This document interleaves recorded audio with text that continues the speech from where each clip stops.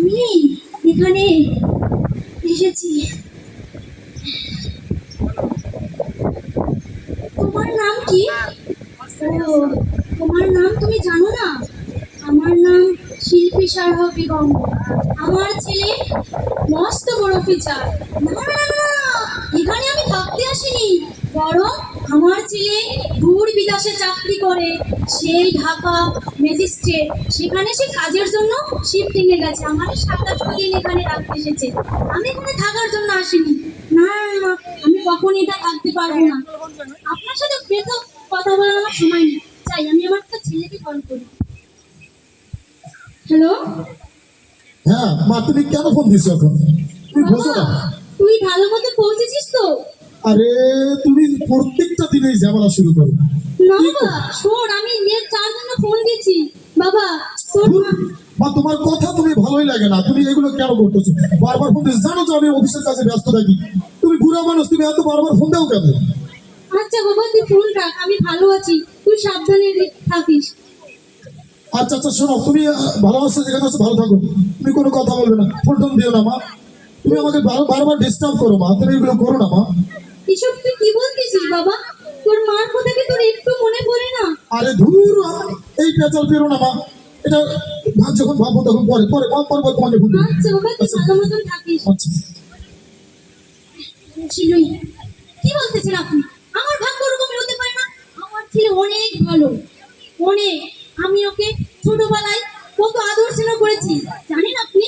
যখন ওর বাবা মারা যায়, ওর বয়স মাত্র 3 বছর, আমাকে বলেছিল, শিল্পী সাবিয়া বেগম, তুমি আমার সন্তানকে কখনো কষ্ট দিও না, বুকে আগলে রেখো।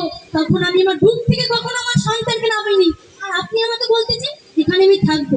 মোটেও না, আমি এখানে কোনোদিন থাকতে পারবো না, কারণ আমার সন্তান আমাকে ছাড়া থাকতেই পারে না, আর আমিও কোনোদিন থাকতে পারবো না। আপনি বিদায় খালি আমার সাথে তর্ক করতেছেন। আপনার হয়তো ভাগ্য খারাপ, আপনার কেউ নাই। আমার ছেলে আমার জন্য কোনো করতেই পারে না, কারণ আমি তাকে কোনোদিন কষ্ট করতে দেখিনি, কষ্টের মুখ দেখতে পাইনি, তাকে দেখতে দিইনি, বুকে আগলে রেখেছি ছোটবেলা থেকে। আজ সে বড় অফিসার, ঢাকায় চাকরি করে। আমি তো এমনি এসেছি, কারণ আমাকে দেখার মতো তো কোনো লোক নাই, তাই আমার সন্তান এখানে রেখে গেছে। আপনি যতই বলুন এখানে সুখ আছে, শান্তি আছে, সময় মতো খাবার দেবে, বন্ধু বান্ধব আছে। ওরে পাগল, ওইটা থেকে সুখ না, আসল সুখ হলো সন্তান, যার মর্মটা তুমি জানবে না, আমি জানি। আমার ছেলে এখন সেই ঢাকায় বড় চাকরি করে। আমার আর কিছুদিন হয়তো একটু কষ্ট করে লাগবে, তাও লাগবে না। আমি আবার আমার সাথে, আপনার সাথে আমার বেদম তর্ক করার সময় নেই, কারণ আমার ছেলে ওই দূরে চাকরি করতেছে, কত না কষ্টে। আমার কথা ভাবে, হয়তো হয়তো আমিও ভাবি, আমি বেশি ভাববো না, কারণ আমার ছেলে আমি জানি একদিন আমাকে নিয়েই যাবে। আপনার সাথে আমার সময় নেই কথা বলা, তাই আমি আমার ছেলেকে একটু বলাই। হ্যালো, হ্যালো বাবা। মা, তুমি বারবার ফোন দিচ্ছ। বাবা তুই এরকম করিস না। দেখি 15 দিনটা হয়ে গেল, তোর মায়ের মায়ের কথা কি মনে পড়তেছে না? তুমি তুমি বারবার একই কথা বলতেছো, তুমি ভালো আছো? তুমি তুমি ফোনটা রাখো, তোমার বৌমা ফোন দিছে, তোমার বৌমা ফোন দিছে। তুমি এখন এই সময় কেন ফোন দিচ্ছ? বাবা শোন, আজ 15 দিনটা হয়ে গেছে, আমার বুকে ব্যথা খুব করতেছে। তোকে আমার এক পলক দেখার জন্য আমার রাতে ঘুম হয় না বাবা। আচ্ছা ধুর, তোমার কথা। এরকম করিস না বাবা, আমার খুব কষ্ট হইতেছে থাকতে বাবা। আজ 15 দিনটা হয়ে গেল, তুই একটা তোমার জন্য তো আমি দেখছি মা, তুমি কথা বলো না, তোমার জন্য দেখছি আমি চাকরিটি ছেড়ে দিতে বাবা, হবে। তোর কি মনে পড়ে না এই হতভাগার মার কথা? এতবারও কি তোর মনে পড়ে না বাবা এই হতভাগার মার কথা? কত ছোট ছিলি, তোর বাবা মারা গেছে, বুকের থেকে নামাইনি কখনো। আজ তুই একটা ফলো করিস না বাবা, তোর এই হতভাগার মার কথা কি মনে পড়ে না বাবা? তোমার কি এই কিচ্ছা খাইতে শুনবো নাকি অফিসের কাজ করবো? আচ্ছা বাবা। তোমার কি আমাকে অফিসের কারো কাজ নেই তোমাকে ফোন দেবো? না বাবা, তুই অফিসের কাজ কর, তোর মা ভালো আছে, তুই তুই তোর বউ ছেলে মেয়ের খেয়াল রাখিস। তোমার এই ন্যাকামি কথা বলা বাদ দাও তো মা। তোমাকে মা বলতে আমার খুব খারাপ লাগছে। আমি অফিসের কাজ করবো নাকি তোমাকে তোমার সাথে আমি কথা বলবো এখন? না বাবা, তোমার জন্য আমার চাকরিটি ছেড়ে দিতে হবে না বাবা, নাকি? আমি ভালো আছি, তুই ফোন থাক, রাত হয়ে গেছে ফের, আমি এখন ঘুমাবো বাবা, থাক।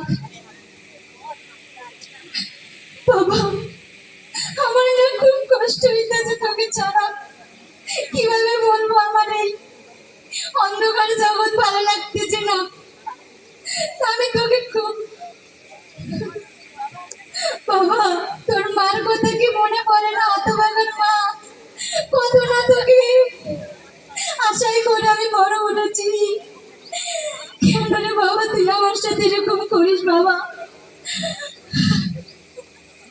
আরে আপনি এত বারবার এক কথা বলছেন কেন?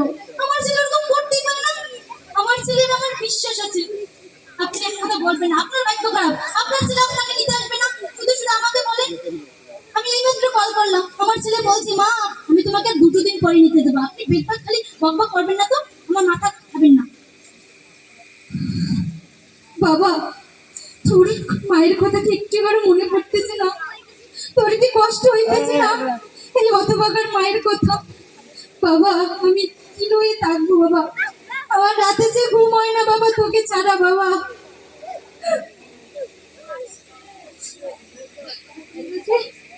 ঘুমিয়ে পড়ি।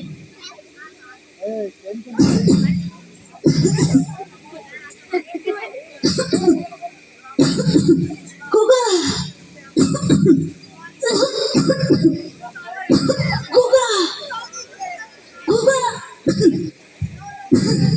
আপনি আমার খোকারে একটু ফোন করেন তো।